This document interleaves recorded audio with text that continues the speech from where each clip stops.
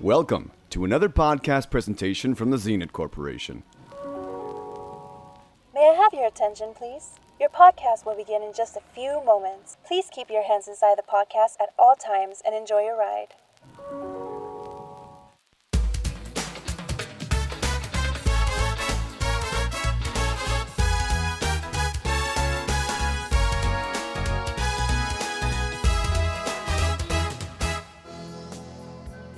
Hello everyone, welcome back to In Out Delete, the show where we review both new and older movies. This is Gino. This is Robert. And Gio. Ricardo and America are not here today. But that being said, I want to say Happy New Year 2020, y'all. New show, new episode, who dis? Yeah. So, yeah, I want to say is thank you for our fans who listened last year. It was great. I'm happy. We're going to wait for new things coming up this year. All great things going to happen. New show, new stuff, new content, everything. It's going to be amazing. Woo. Let's get the show rolling. It's going to be good. So, today we watched 1917 and my pick, which is National Lampoon's Loaded Weapon 1. Cool. So, let's just hear the little snippet of 1917.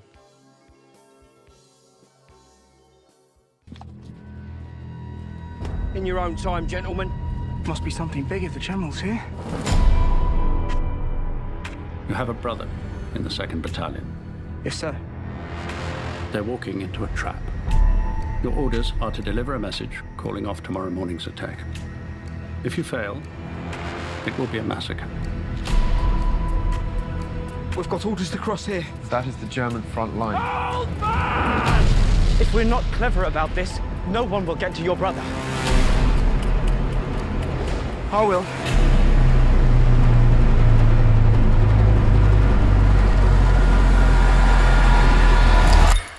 All right, so our first movie is 1917, which is directed by Sam Mendes. And, interesting, cinematographer Roger Deakins. Oh, yeah. Yeah, let's put that out there now. Also, semi-based on stories by Sam Mendes' grandfather. Yeah, I saw that. That's nice. This is pretty cool. So you kind of have some actual insight, on what was kind of happening during World War I, which a lot of people don't tend to kind of know. Yeah, a lot of people don't know a lot about World War I. Yeah, because World War II is the sad to say, the favorite war, the one that everybody kind of tends to focus on. All right, so it's the most memorable war. Yeah. Let's get your opinions. This movie obviously has won 2 Golden Globes already, one for Best Picture Drama and one for Best Director for Sam Mendes. Yes. And I'm sure it's going to be up for a lot of Oscars. So let's start with Gino. What did you think of 1917? My question is this worth the Golden Globe winning? Is it worth it? Let's answer that after we give our opinions, because I do want to get into that. Yeah. Okay, because I am fucking in all the way through. This is such a fucking good story, and the visuals is amazing. Yeah. I, a few times, was confused because I'm trying to find moments where I'm like, okay, where is this? Where are the cuts? Yes, I was playing that game as well. And I just and they did a real good job that I couldn't find it. I don't know, maybe my eyesight's not good enough, or maybe it's just the visuals are just so good enough I didn't care for it anymore. I think some of them were more obvious than the others. Yeah, there's some that it wasn't to me, in my opinion. I know what you're talking about. Yeah, those, I'm talking about the specific other ones. No, but there's some other ones. So overall, you're super. I'm super in on this. This is so good. All right, so good. Gio, do you share Gino's opinion? For a movie that has a story, but it's not a very complex story, I'm gonna say I'm in on this. Yeah, I agree. Visuals are amazing in this movie. Acting, is kind of whatevs. It was the story didn't require them to go above and beyond on anything. But other than that, this movie's pretty. It does get you because of the way it's shot. It gives you that intensity. I think it helps that intensity, build up that intensity of the deadline that they have, trying to meet that deadline. Yeah. But man. All right, so I am super in on this. Yeah, I thought this was great. I had a lot of hype coming in, as we talked about, with all the awards, and I'm usually whatever, And I had heard that it was the one shot type of thing, which is I usually don't like gimmicks, I'm what's the point, But that being said, this movie is really great. The way they shot it to make it look like it's one shot worked. Yeah. Because it puts you on the journey, on the ground with them. It's you're discovering things as they're discovering. Exactly. Things. The story I thought simple, yes, but it was great. Yeah, it was just enough for you to. But not even that, like get invested in the journey that the characters go on themselves, Yeah. like was really impactful too. Mm-hmm. You know, like I was really moved by the ending too, and everything that the characters go through. I was in tears at times. I was super tense at times. I think I almost had a heart attack. Honestly, don't go watch this movie. You have a heart condition because it will kill you. Take your heart pills before. What was amazing to me. All right, let's get into kind of the meat of it. Yeah, now. of course. The scene where they go into the German trench, right, and they're kind of under. Yeah. That scene was scarier to me than a lot of fucking horror movies I've ever seen. Yeah. Like, they got to take notes. Horror directors got to take notes and see how to build suspense. You know, how to keep the audience at the edge of their fucking seat. Because I jumped and I was like fucking like squeezing, you know, the seat because it was so tense and so unbelievably scary. You know. And especially the moment when like, this is not a spoiler, but the part where they kick the bucket and the fire's still like fresh. I was like, fuck. That lets you know, like, okay, there's danger here, right? And especially the way it's shot too, because you don't know what's around the corner. Yeah. You know, you're seeing it when they're seeing it. Exactly. You know? It's brilliant. You know, it's not a gimmick. You know, maybe they could have done it with cuts and all that, but it lends the style lends itself to the story, you know?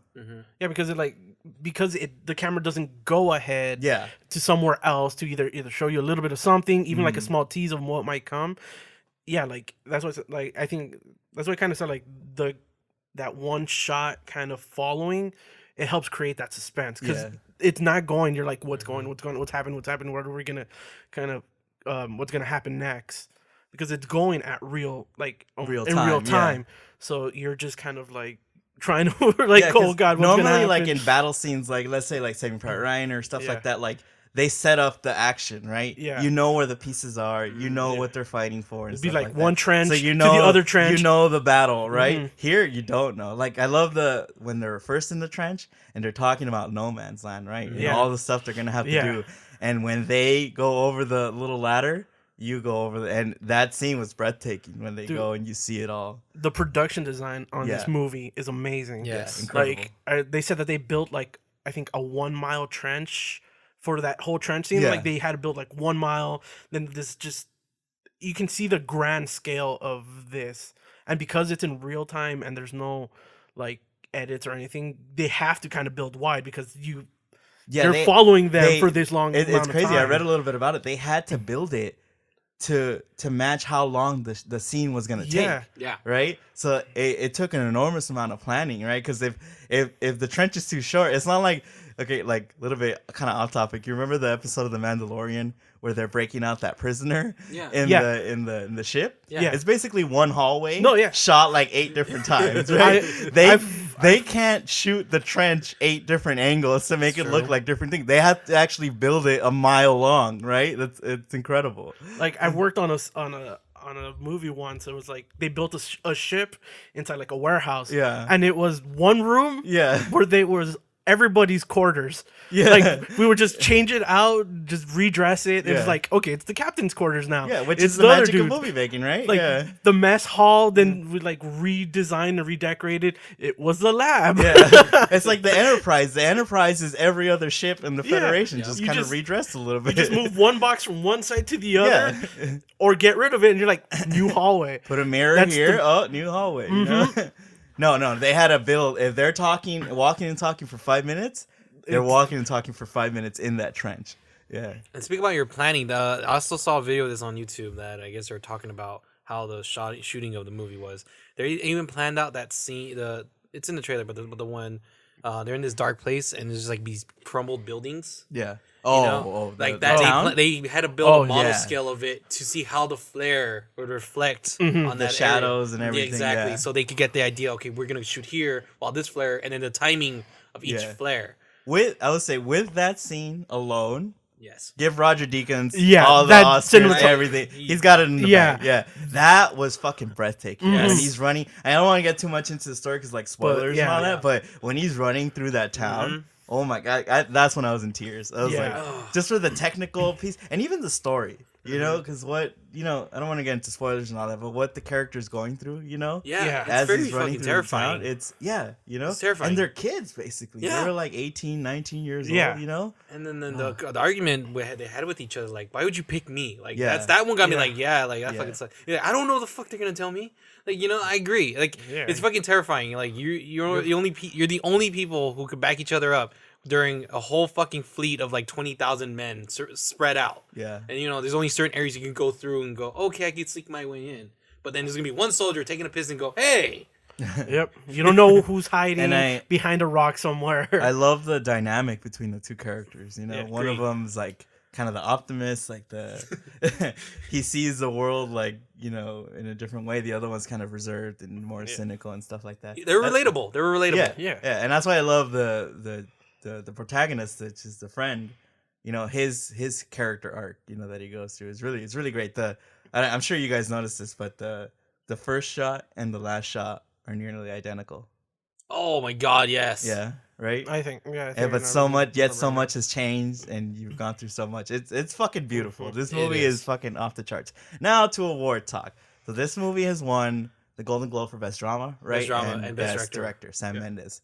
Do you think that in the Academy Awards it has the same shot to win Best Director, Best Picture? I hope for Best Cinematography and Best Picture. The director one, maybe, because he's also competing most likely with Todd Phillips for Joker, and that one's the most brought out. Like, hey, this movie. Also, what else? Tarantino. Well, Tarantino, no. I Well, feel like Scorsese is going to be in the mix. Yeah, but he wasn't as much in the Golden Globes. Tarantino kind of was the other, like the one that. Yeah, I think but to get to like awards talk, I don't think The Irishman is going to get a lot of love because it's a Netflix movie. Although, what's his name? The guy who directed Roma won for Best Director last year, and that was a Netflix movie. Alfonso Cuarón, sorry. Yeah, but that movie, though I haven't seen either movie. One wasn't 3 hours long, and everybody's been like, I think because look, the Oscars aren't going to give a Netflix movie Best Picture. We know that, right? They can, but they're not. I don't think they're going. They're going to. But here's the thing: Roma was clearly the Best Picture of last year. I know that. I mean, maybe some people have a different opinion, but that was clearly the best movie last year.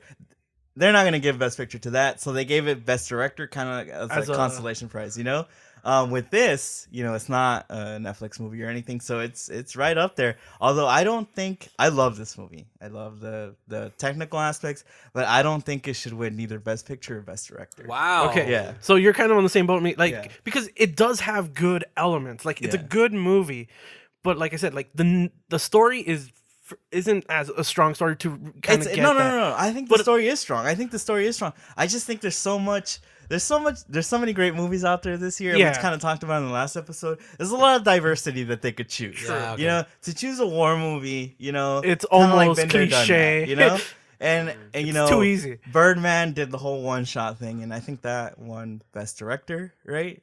It's been a Best while. Director, and I think not actor. I think he was nominated for actor, but I don't know. I remember that. I just think like yes, it's great, and maybe if this movie had come out like 10 years ago, give them all the awards. But I just think there's so much to choose from that it would be well deserved. Yes, because I love this movie and I thought it was great. But let's pick something else. Like there's so much like stuff you could choose from, Because on the technical side, I think this one will probably win a lot of things. Technically, yes, it's the most technically perfect and brilliant movie. Yeah, of so like last year. it's gonna win that. But Yeah. some like the bigger ones, like we're kind of saying, like I don't see it winning too many of like the big. But that's the ones. thing. I feel like it is. It feel like could it's be a gonna sleeper ride one. It could be a sleeper one. Like everybody cancels each other out, and then this one's gonna be like, it's just because gonna be there. like with awards, it's not necessarily what's the best. It's right. It's what's the most visible. Yeah. Right. And because this is such a technical achievement, right?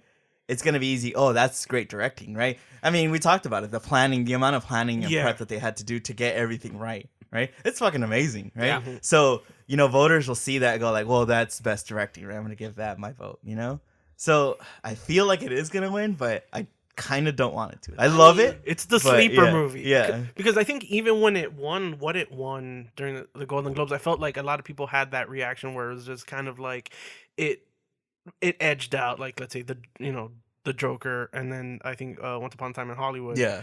Like it kind of like barely edged those guys out because And like, also- everyone I think thought like, oh, everyone's gonna vote for the other one, and then it just kind of everyone just canceled each Yeah. other out, and then won that like what it won. And also, it came out super late, which I fucking hate when they come out like a week before the new year. You know, come on, man, like bring it out of it. Yeah, it was just enough to get the nomination. Yeah, they and do then it they just did to the wide awards. release. It's like yeah. I fucking hate that shit. Be like, no, either bring it out in 2019 or wait till 2020. You know, even if you're gonna bring it out early, have enough courage that your movie's gonna be good enough to be remembered. Don't put it out like in one theater a week before the awards, just so you get. I fucking hate You that. sound so Yeah. angry. It's not anything on the movie. It's just the It's just marketing. the award season. Like the whole politics behind it. It's fucking annoying. I know, I understand that, but, Yeah. but Hey, I mean, award like, season puts you guys to work. No, I know.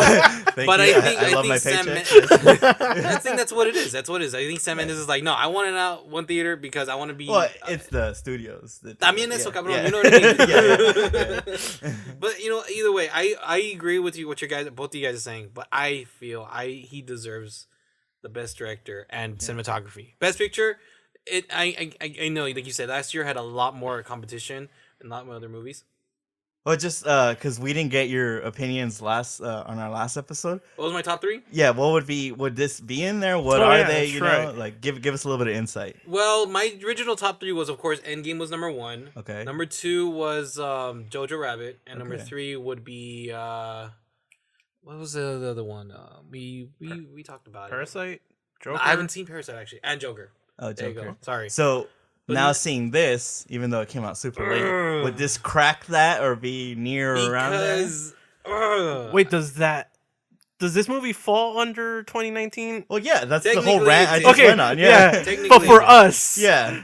because we didn't I watch it in consider it a 2019. 2020 movie, kind of, but I do technically too. it is a 2019 movie. To be honest, I wouldn't replace my No? top three with. Yeah. It's because this one is really good, but it didn't hit me in certain ways like these three did. Yeah. So That's what I'm talking about. There's a lot more diversity out there in movies. You know, there's so much to choose from. Yet they're gonna go with the obvious pick, like fucking Green Book last year. Like, come on, man. You had fucking 10 movies to choose from, and you choose that fucking movie, and it's a decent. I like the movie, you know, but Jesus fucking Christ, man, come on. Not even the lead actor was like happy about winning that award. Are you talking about Vigo? No, Green Book. yeah, Yeah. What's the other guy's name? Mahershala. yeah. Mahershala, thank I don't you. even think he was happy with Yeah, I that. think even he knew, like, oh, like, come on, yeah, guys, like, come on. let's move this along. You know, you have so much to choose from. You Yeah. can choose this, Is Parasite also for Best Picture? Am I? The nominations come out tomorrow. Okay. Yeah, by the you time should this know episode comes that. out, I have a yeah. good. Well, I'm just saying because I haven't seen it, and I wouldn't want to jump into saying. I it's a mean, good I movie. hope it's. You never know with the Oscars. For sure, it's gonna get Best Foreign Film. Of But course. is it gonna crack the Best Picture noms? I Wait, I can really it hope be it does. for both? Yeah, No. it can. It Okay. can be for both because Roma, I think, was Did. up for both Best Okay. Foreign Film and Best Picture. 'Cause that just seems like a kind of like Given. not a given, but like an I- opportunity to win two when it's kind of it's weird. It is weird, but you Like, know, it's a animated weird- films go through the same thing. They could be nominated in Best Animated Films True, I and didn't Best think Picture. about Yeah. that. Like Yeah. it should just be one. Spread the love. Yeah, I mean, Why get nominated twice at that point? Like pick one category that like define the category to a certain point. And that's what I don't like. It's kind of like they'll give it Best Foreign Picture, Yeah. but they wouldn't dare give it Best Picture. You Yeah. know, because Like, 'cause and the they thing- gotta give and it to the- Green Book. And the thing that sucks is like one has more weight than the other one. Yeah. But they're both equally. Yeah. They should be kind of equal, but like yeah. It's like one's Best clearly better than all the other ones, Yeah. but because it's not an American film, Mhm. they won't give it to it. You know, Yeah, which is kind of sucks. this kind of turned into like an awards talk, but I just thought it'd be There's interesting award to talk minute. about. Yeah, I'm sorry. Well, it's because it's a lot to talk about. Award season's around the corner. Yeah. The 1917, just like you said, just came out one theater 1 week before Yeah. the end of the year, and then all of a sudden, like, oh, it's gonna be part of nominations. I get you. I get it. That's And, the reason why. and It a lot of won people Golden wa- Globes yeah. before it even got a most wide people saw it. release. That's what I'm saying is that most people are gonna go watch it, and it's gonna be in the middle of award season. They're gonna watch Yeah. it. Next week is gonna win this award, right? So I think it makes sense to talk about it. Going back to the movie, you know, I really don't want to get too much into the story because like to talk about the story would be very spoilery. But Yeah. that last scene when the character's running, oh my god. Mm-hmm. The music, the musical score in this was fucking brilliant. Especially in that you know? scene. Yeah. Like the the whole they took a page from Nolan and Yeah. It was very Hans Zimmer-esque, you know, like Mm-hmm. it reminded me a lot of Dunkirk. No, I agree with you. The running scene. I don't know if you guys noticed, but there's a part They got me like, what the fuck? And I bet this is for sure one whole take. Is when he's running, he bumps into one of the guys. He falls on the floor. Yeah. He never got back I saw up. that. Okay. Yeah, I wasn't the only one that saw that then. I saw that too. He bumps in. Remember when he's running and going through people? He bumps into one guy so hard he fell hard and just dies. And then just dies. So the stunt, whatever, the extra didn't get back up. No, he didn't get back up. There's that. a few after that did get back up and kept running, but this one just stayed. Oh damn! And I was like, okay, this is for sure one take. Because I'm like thinking, where's the cut? This is gonna be a cut. There has to be a cut. Yeah. And I'm waiting for it. No. All the way, you just see him on the floor the whole time. I did read that a lot of them were accidental bump-ins. Yeah. It's because they only had 4 takes to do the scene. Yeah. And because they had enough explosive for only 4 takes, and I bet this is one of the 4. Yeah. And fuck, dude, I agree. That's a lot of running and a lot of extras, like to be in the middle of the explosions and shit. Fucking amazing. And to have, that they had they weren't digital or anything like that. That fucking gives it weight, And it's funny because I saw that running. I was like, oh, here go the trailer scene. There's the 1917 trailer scene. Yeah. But it looks so good when the numbers are not blocking the fucking visuals. I thought they were going to pull, like, the fucking trailer thing again. The fucking numbers are going to come out. Like, that's the end of the movie. Yeah. That would have been an ending, yeah. And then they go all full Marvel post-credits. Yeah. They continue with the rest of the movie. No, it was either way. That scene was great. Well, I know we had a good ends on this, but I'm wondering what does America and Ricardo say about this? Who knows? I don't know. Should we cut to it? Hey, Doc, so like I like the movie. Nah, I'm kidding. That's not me. I have a feeling. I'm just putting this out there. They're both in. Those are. I feel like America's gonna be an out. What do you think? Just do predictions before we play the audio. No, I think they're both gonna be in. I think they're both in. Yeah. All right, fine. All right. So if the audio is here, which I think I'm getting, a fucking carrier pigeon just came and dropped the audio. Let's see what he had to say. Came from the other trend. Let's see what they had to say. All right. So the movie was everything I expected. It was legit. Love the story. Love the directing. Love the one take version of this. It was fast paced. It was never boring, and I am super in on this. And it, honestly, if it was like, I don't know if this is actually from the decade. Is it considered in the decade? Because it came out in 2019. It did? Yeah. Oh, well, I don't know, but it should be top 10 best movies of the decade, I think, in my opinion. Really? Yeah, man, it made it. It just made it right there. It's actually one of the best war movies I ever seen in my life. Yeah. That's what you call them? War movies? Yeah, it's a war movie. Is that what you call them? It's about a war. Robert, yeah. Do you agree? I don't know. Like, yes. I'm super in too. I don't know if I would put this at the top 10 of the decade. I don't know, because honestly, I don't remember what the hell I've watched in the decade, what's come out in the decade. But I thought it was really, really good. It was, technically, this movie was amazing. Directing was great. I thought the 2 actors had, great chemistry. I don't know, it was, the whole time I kind of found myself trying to figure out, okay, where did they cut? How did they make this work? Oh, shit. You and I in it? Yeah, so that kind of, helped. Lost you? A little bit, yeah.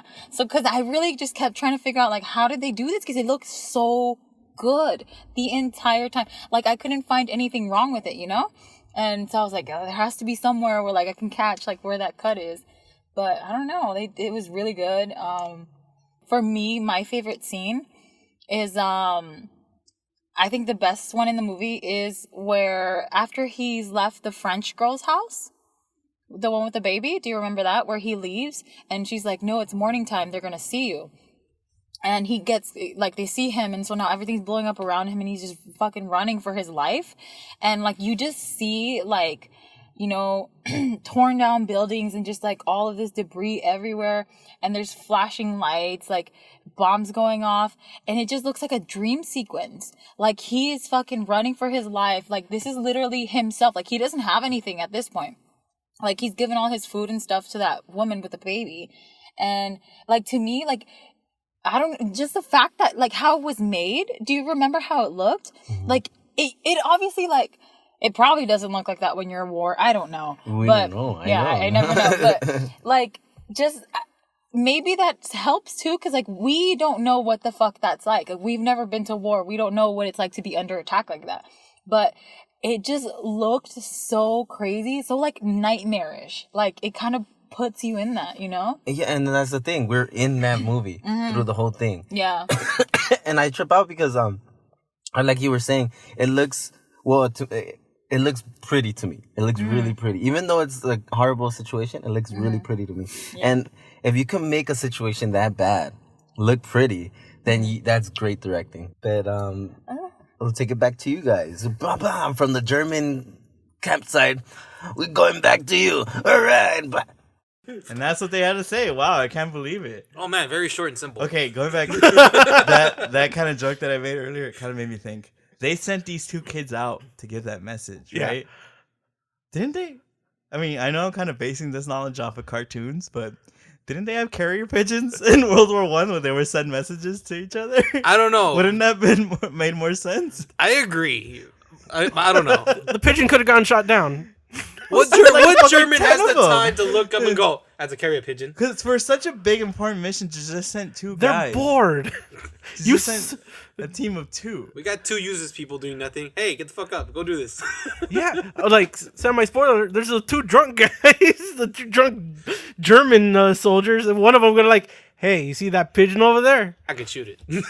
I can shoot it. Did you guys watch Animaniacs? The Yes. Good Feathers? Mm-hmm. They had an episode where they're carrier pigeons in World War. I think it's probably World War II. Probably World War That's what II. made me think of that. See, and I was watching this, I was confused myself. Yeah. I thought there was Nazis in this movie. No, they're proto-Nazis. My bad. Now I know. So going back to Marvel, the post-credits scene would be a young Hitler. Right? They're like, oh, these English won the war.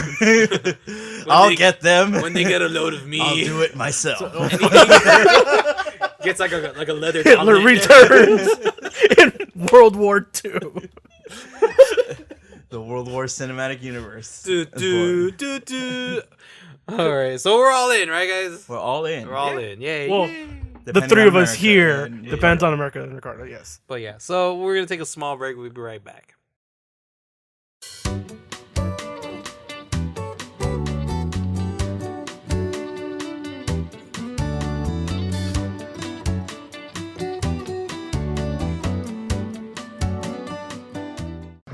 National Lampoon's Loaded Weapon 1. From out of the night comes two men with enough courage, enough brains. What you got, Irv? Dandruff, seborrhea, maybe just dry, itchy scale. Have you tried this? I use it. Head and Shoulders? Enough bullets. I know what you're thinking, punk. Did he fire 173 times or 174? To get the job done. Hey, Scotty! Can you get this machine to work? I'm giving it all she's got, Captain. If I push it any harder, the whole thing will blow. National Lampoon's Loaded Weapon 1. The film was released in 1993 and directed by Gene Quintano, who was known as a screenwriter for the both Police Academy 3 and 4. Yeah, so the movie better of the Police Academy. I was like 3 and 4, really? Yeah, Can and get 1 and 2, eh? So the movie stars Emilio Estevez and Samuel L. Jackson as Sergeant Jack Colt and Sergeant Wes Luger, respectively. It's a buddy cop movie about a detective murdered because she has a microfilm with the recipe to make cocaine into Girl Scout cookies. So two unlikely L.A. cops, one that has no authority and the other that goes by the book, have to work together to stop the villainous General Motors, played by William Shatner, from spreading the drug cookies.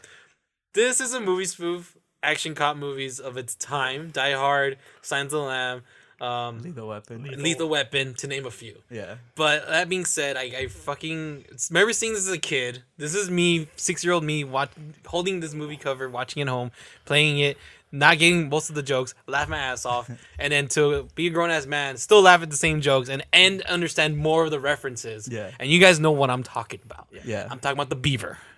All right, the beaver. All right. Yeah, if I saw that as a kid, I'd be like, "What's going on here?" I just saw a funny puppy beaver and I laughed because I thought of Caddyshack. Yeah, and that's another fucking National Lampoon's movie. Well, no, wait, That's that's a a groundhog. Sorry, it's a puppet. All right, It's National Lampoon, but it's a groundhog, yes. Either way, long story short, I love this movie. I'm always in on this. This is one of the many more of spoof movies I enjoy of the timeline of any spoof movies.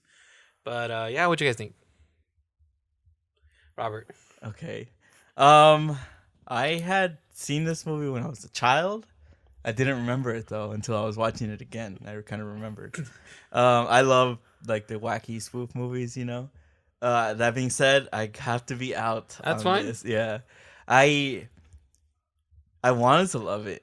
I just didn't find it quite as funny. A lot of the jokes, like isolated, were very funny. Yeah. But overall, as a whole, I don't think it added up to a lot. I was kind of a little bit bored. I love the cameos. Mm-hmm. You know, William Shatner, Scotty, and Whoopi Goldberg, all from Star Trek. You know, a lot of Star Even Trek a bigger references. cameo in there. You skipped over.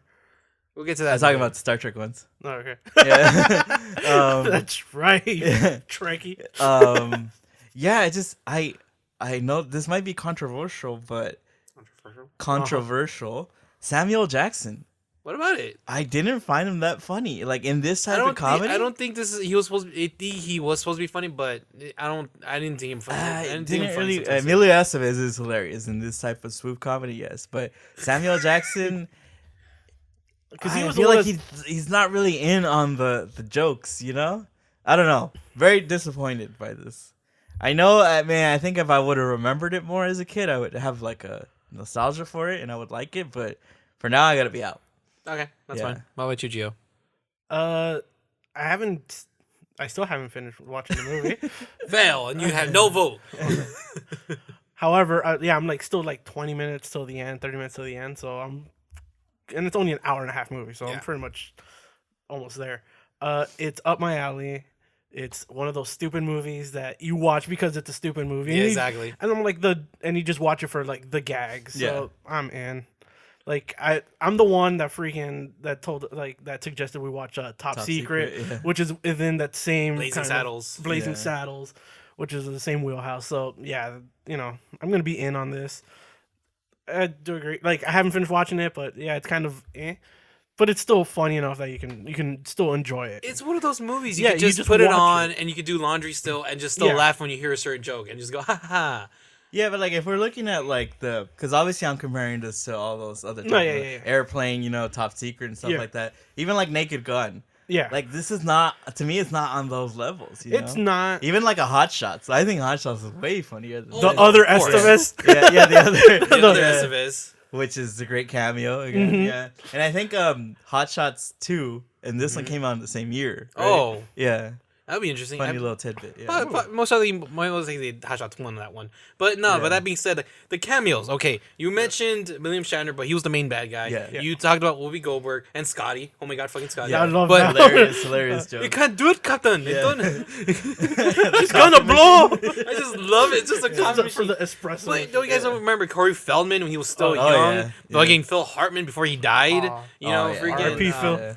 You know what I mean? Tim Curry, John Lovitz, John. Even though he's annoying as fuck. Yeah, I don't like. But that's John Lovitz. No fairness. I wish he's been used well in movies, but this is not one of John them. Lovitz tends to be that kind of character. This is where I hope he died, like for real died, like his career. Damn. Oh, was he supposed to be kind of like the Joe Pesci character? Yes, he was the Joe Pesci character. That's why he was so annoying. But but Joe Pesci's good at being annoying than he is. What's that motherfucker? But yeah, and then what else? There's more other people in that make cameos in this. Well, there's the one. Bruce Willis. Yeah. You know why he was in it? He did it as a favor for his brother because his brother was a producer for the movie. Really? No. Yeah. I looked it up. It was like his brother is one of the producers. So I guess he like, oh, can you be part of the movie, make a cameo? And that's why John McClane. And, like it was nice to see him with his hair too. Yeah. But you know, wait, which cameo are you talking? Was it. Oh, yeah, that was it. Like because that one's the big one at that like in that time he would have been the big one because like right off the coattails of freaking Die Hard and stuff. He was pretty big. Dennis Leary's another one too. Oh yeah, he was funny. Yeah. Denise Richards before Charlie Sheen came saw on. that. Oh, that was her first role, I think. Really? Yeah, that's interesting as hell. Because like in that scene, I was just like, that one looks familiar. And she's like, I was like, what year was this? And speaking about Hot Shots, there is an inside joke within the movie when Colt goes to this boat and just finds a bomb, and then of course John Lovitz fucking comes in. He's like, you don't think it's funny that you doing this movie and your brother is doing Hot Shots, and that's why he shuts him. He goes, I got this one, got your name on it, and he blows him up. That's why I thought that was hilarious because Charlie Sheen's in the movie as well. Yeah, as a valet driver. Yeah, and, like validated. That was hilarious. And then you get that joke like any bigger and anything smaller, and it's like I forgot what the joke was, but either it was about a big dick joke. Yeah, it's fucking hilarious. And I get what you're saying with Samuel Jackson. He had his hit and misses with his parts. You know, what I thought was funny is when every time he gets a gun, he freaks out. He starts shaking like crazy. That was fucking hilarious. Shoot him! Shoot him! Shoot him! Shoot him! And then Emilio Estevez just trying to be like Mel Gibson, but the over wacky. He's gun happy, and he just pulls out his gun and starts shaking. What makes you feel like I was disappointed he didn't do that like. With the hair, I was waiting for that joke and it didn't come. Yeah. Nah, I don't think Emilio Estevez has the voice for that. He has that very raspy like his dad. Like another start. I don't know if this reference was intentional or not. What's up? But when Emilio Estevez gets in the beginning, when he gets to the liquor store and he walks in and the doors like the way it's lit, kind of backlit, and like there's fog. That's how Captain Kirk comes into Star Trek 2. Like it's lit the exact same way. I don't know if it's intentional. I'd have to look, but it's like, oh, this is Star Trek 2. And then I don't know William Shatner was in it. I was like, oh, William Shatner's in it. Maybe that's why they did that. You never know, man. That's a lot of. I was in at that point. I was really in. Yeah. I'm like, maybe somebody's produced the other one. Maybe the production designers are like, hey, I still have some fog and lights and stuff. They're like, oh, this is like, let's just put it here. And and like I said, like I get it. Like these jokes are so old and like out of place now, like compared to outdated. There was a couple that were like, I feel like I would have gotten that if it was 1993. But even like let's say this movie, just looking at this movie, they named it Loaded Weapon Part 1. Right, because they were gonna do Part 2, Part 3, but it didn't make money at the box office, so that joke never got to be carried out. Was it true that they were gonna do that, or was it Mel Brooks History of the World Part 1? No. I think they really were.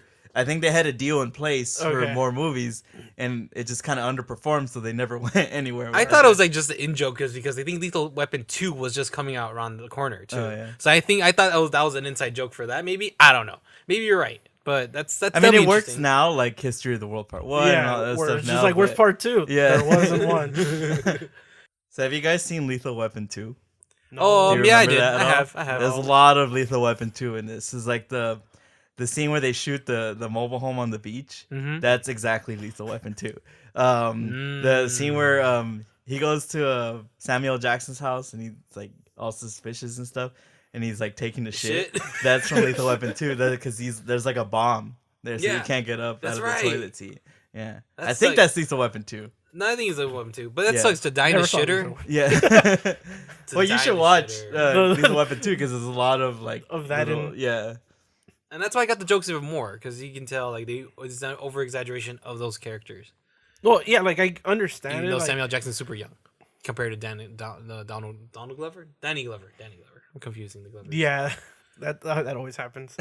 And like I thought they were gonna play on that Lethal Weapon 2 a lot more because in Lethal Weapon 2, the bad guy, his whole thing is that he has diplomatic immunity, so the cops can't do anything to him, right? That's right. And then at the end, he's telling Danny Glover, he's like, "You can't do anything. I have diplomatic immunity," and he fucking shoots him in the head, and he's like, "It's just been revoked."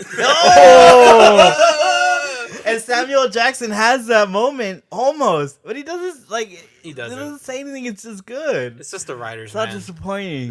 Yeah, it's the writers, man.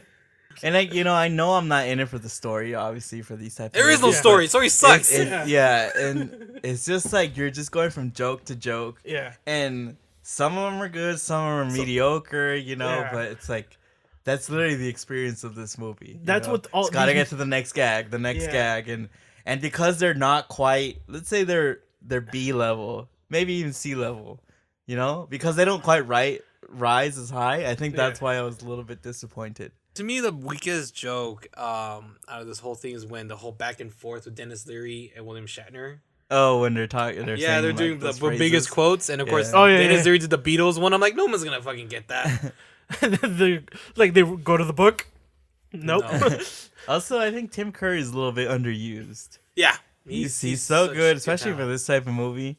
William Shatner is good, but he's like taking it a little bit too seriously. I think. I think that's how he is. He is like that. Yeah, he's way over serious about everything. But Tim Curry would have been in on the joke. And they could have used him a little bit better. I think. I don't know. I'm pretty sure they were trying to make him look like it, but William Shatner looked like the bad guy from Commando. Right? I'm pretty sure that's what they were going for. It's been a long time since I've seen that one. Oh my god, I forgot about that. Go look at a screenshot and they look very similar. Because at first when you see Tim Curry because of that the weird accent that he's trying to pull. Yeah. You think he's trying to do like a Hans Gruber kind of thing where. Like, yeah, see, that would have worked. That would've that's been like really, really good. Yeah, like watching is like, oh, so they're gonna also like bring in a little bit more Die Hard into this. Yeah, I mean, so what do you think Ricardo and America would say about this? If they watched it, oh fucking! Another pigeon. I don't think they watched it. Another pigeon just shut up. Oh, let's see what he had to say.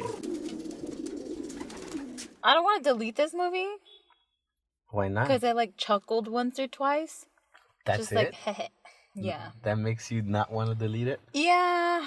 I kind of do, honestly. Just do it then. Nobody's stopping you. You know what? I am gonna delete this. Like this When are you gonna watch it? This is the most mediocre movie I've ever seen. It really is. Like, I don't know. It just wasn't funny. There was like a couple of jokes that were funny, but even those I don't think fit within the movie. I don't know if it was the way it was delivered by the actors. I don't know if it was the directing. I don't know what it was. But to me, this movie wasn't funny at all. Like, you know, like the Mr. Potato Head thing, that was like kind of funny. There was a couple of jokes like that, you know? But I don't think any of the jokes landed. I don't know. I'm just deleting this. I'm out on this one. Yeah, I'm not going to delete it because I might watch it maybe one day again. I don't know. But you're right. Out of all the movies like that have, what do you call these kind of movies? Like a slapstick. I don't know. What the fuck? What are those? I don't know. I don't know. But yeah. Yeah, those kind of movies. Whatever those comedies are. What do you call It's like a parody. Parody. There you go. Yeah. Those movies, it might be the forgotten one, but For a a good reason. Yes, like it's not funny. It's like, honestly, it kind of reminded me of myself. Like, I'm not. What do you mean it reminded yourself? It reminded you of you? Yeah. Oh. Because it's like you chuckle with my jokes, but you don't. I'm not funny, you know. It's so bad you could have written it. Yeah, like I wrote this movie. We could have written this movie. Like, it's really just people who are like, oh, you know what would be like a really funny joke? This thing. What else would be funny? This thing. Oh, like, let's just make a movie out of it. It's just like a bunch of people that, yeah, it's like, I'm telling you, if I had money and I try to make a comedy, and this is what I would come up with, because I'm not funny. Like, I'm not a funny guy. I think I'm funny, but that's what they thought. They thought they were funny.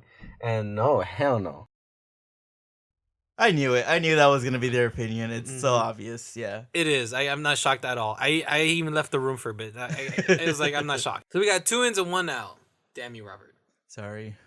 I mean, like you said, it's not a bad movie. Yeah. It's just... I had high expectations. Compared to the unusually other ones, high for these type of movies. Especially for like a National Lampoon movie. Yeah. There's a high pedigree. Yeah. Well, either way, now I'm a grown-ass man. Understand the beaver scene. Please don't forget to follow us on Instagram or In Out Delete Reviews, one word, to get updated on upcoming episodes and little shenanigan-type posts. Well, tune in next time. Good night! Thank you for listening. Please exit the podcast and don't forget to collect all your belongings and young children. We hope you enjoy listening and have a great rest of your day here at In Out Delete. This has been a podcast presentation from the Zenith Corporation, working for a better tomorrow for all of mankind.